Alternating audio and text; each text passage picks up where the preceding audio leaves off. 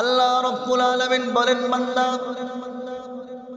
দুনিয়াতে আমি তোমাদেরকে সস্তা কোনো কিতাব দেই নাই, সস্তা কোনো কিতাব দেই না, এমন একটা দামি কিতাব দিলাম রে বান্দা, যেই কিতাবটা যেই রাতে নাজিল করলাম, কিতাবের কারণে ওই রাতটাকে আল্লাহ রাব্বুল আলামিন দামি করে দিয়েছে। বলে এমন একটা কিতাব আমি তোমাদের উপরে নাজিল করেছি, যেই কিতাবটা যেই রাতে নাজিল হয়েছে ওই রাতটার দাম আমি আল্লাহ বাড়ায় দিছি। আল্লাহ বলেন তো দেখি কোন রাতে কিতাব নাজিল হয়েছে? আল্লাহ কোরআন কোন রাতে নাজিল করেছে?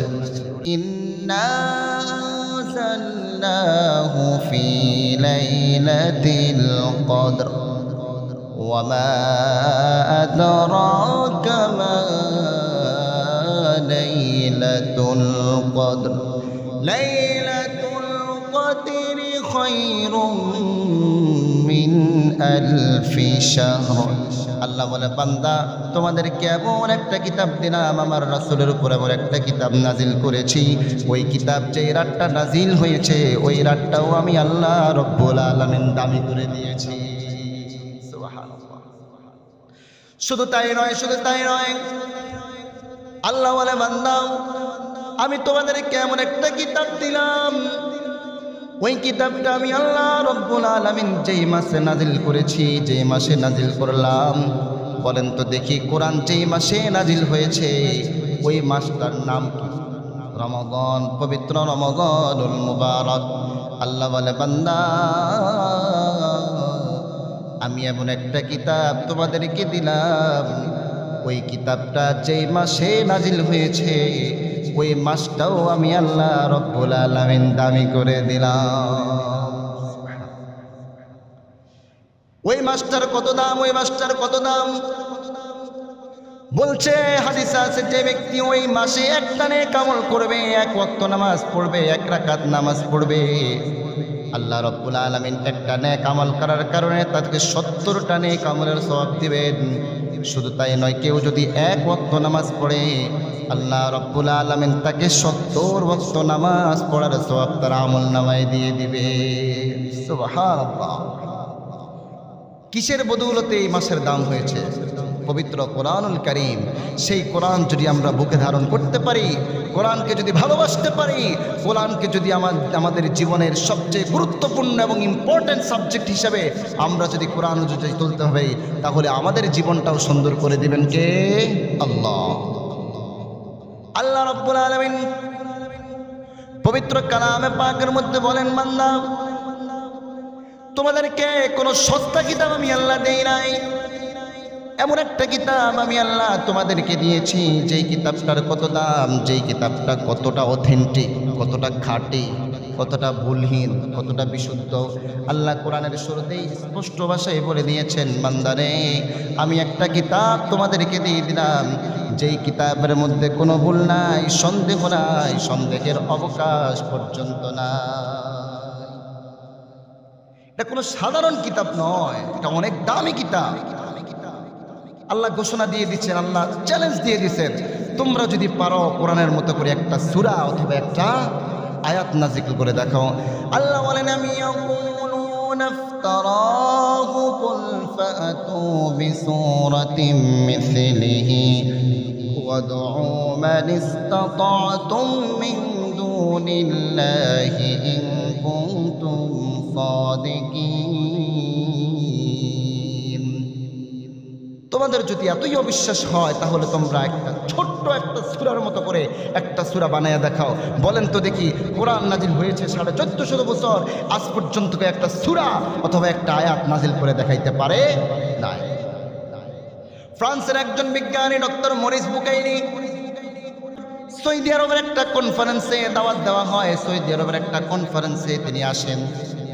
আসার পরে যখন সৌদিয়ান বক্তারা, সৌদিয়ান শায়েখরা বক্তৃতা দিচ্ছে, আমরা এমন একটা কিতাব পেয়েছি, এমন একটা কালাম পেয়েছি, আল্লাহর রাসূল সাল্লাল্লাহু আলাইহি ওয়াসাল্লামের উপর এমন একটা কিতাব আল্লাহ নাজিল করেছেন আমাদের হেদায়েতের জন্য, যেই কিতাবের মধ্যে কোনো ভুল নাই, কোনো সন্দেহ নাই, সন্দেহের অবকাশ পর্যন্ত নাই। ডক্টর মরিস বুকাইলি কি করলেন? তিনি এই কথা শোনার পরে আর সহ্য করতে পারলেন না। তিনি বলেন, এটা হতে পারে না, দুনিয়ার জমিনে কোনো কিতাব আসবে বা বই আসবে, সেখানে কোনো ভুল নাই, এটা হতে পারে না। ডক্টর মরিস বুকাইলি তিনি বললেন, আমি এই কোরআনের ভুল ধরেই ছাড়বো। ফ্রান্সের একজন বিজ্ঞানী তিনি বলতেছেন, আমি এই কোরআনের ভুল ধরেই ছাড়বো। আমি ডক্টর মরিস বুকাইলি, আমি এটার ভুল ধরবো। উনি ভুল ধরবেন, তাহলে ভুল ধরতে হলে কি করতে হবে? আরবি ভাষা জানতে হবে, কারণ কোরআন তো আরবি ভাষা। তিনি আরবি ভাষা জানেন না, তাহলে কিভাবে কোরআনের ভুল ধরবেন? তিনি কি করলেন? সর্বপ্রথম আরাবিয়ান একজন শায়েখকে ফোন দিলেন, বললেন, আমি তো আরবি জানি না, আমাকে আরবি শিখতে হবে। ওই শায়েখ মনে করলেন হয়তো ডক্টর মরিস বুকাইলি কোরআন শিখতে চাইতেছে, আরবি শিখতে চাইতেছে, মনে হয় সে ইসলাম ধর্ম গ্রহণ করবে। বলেন তো দেখি, সে কি ইসলাম ধর্ম গ্রহণ করার জন্য, কোরআন মানার জন্য কি কোরআন শিখতে যাইবে, আরবি শিখতে যাবে নাকি? না, বরং সে আরবি শিখবে কোরআনের ভুল ধরার জন্য। তিনি আরাবিয়ান শায়েখের কাছে দীর্ঘ 5 বছর যাবৎ তিনি আরবি ভাষা শিখছে, আরবি সাহিত্যিকতা অর্জন করছে। তিনি যখন 5টা বছর পরে আরবি ভাষার পাণ্ডিত্য অর্জন করার পরে কোরআন নিয়ে বসলেন, কোরআন নিয়ে বসতে কোরআনের ভুল ধরবে। কিন্তু যখনই কোরআন পড়া শুরু করলো, কোরআন পড়তে যখন দেখলেন এই কোরআনের মধ্যে আকাশমণ্ডলীর কথা আছে, পৃথিবীর কথা আছে, পাহাড় পর্বত নদী নালা সব কিছুর কথা এই কোরআনে আছে, তিনি আশ্চর্যান্বিত হলেন। তিনি চিন্তায় পড়ে গেলেন, এটা কেমন কালাম, এটা কেমন বাণী, যে বাণীর মধ্যে দুনিয়ার কোনো কিছু বাকি নাই, সব কিছুর খবরাখবর, সব কিছুর খবর আল্লাহ কোরআনে স্পষ্টভাবে জানাই দিছে। তাহলে এটা তো কোনো সাধারণ কালাম নয়, মনে হচ্ছে এটা একটা আকস্মিক কোনো কালাম, এটা আশ্চর্যান্বিত কোনো কালাম। তিনি পড়তেছেন পড়তে একটা পর্যায়ে ভুল তো ধরতে পারতেছে না, বরং যতই পড়ে ততই ভালো লাগে। একটা পর্যায়ে পড়তে যখন ভুল ধরতে পারতেছেন না, আর পড়তে যত পড়ে ততই ভালো লাগে, তখন এক পর্যায়ে স্বীকার করতে বাধ্য হলেন, এটা দুনিয়ার কোনো কালাম নয়, এটা সাধারণ কোনো কালাম নয়, নিশ্চয়ই এটা আল্লাহর পক্ষ থেকে আল্লাহ রব্বুল আলামিনের সত্যবাণী, যেটাতে কোনো ভুল নাই, সন্দেহ নাই, সন্দেহের অবকাশ পর্যন্ত নাই। সুবহানাল্লাহ। শেষ পর্যন্ত ডক্টর মরিস বুকাইলি কি করলেন? ভুল তো ধরতে পারলেন, বরং যত পড়ে তত ভালো লাগে। শেষ পর্যন্ত তিনি কোরআনের কাছে সারেন্ডার করলেন।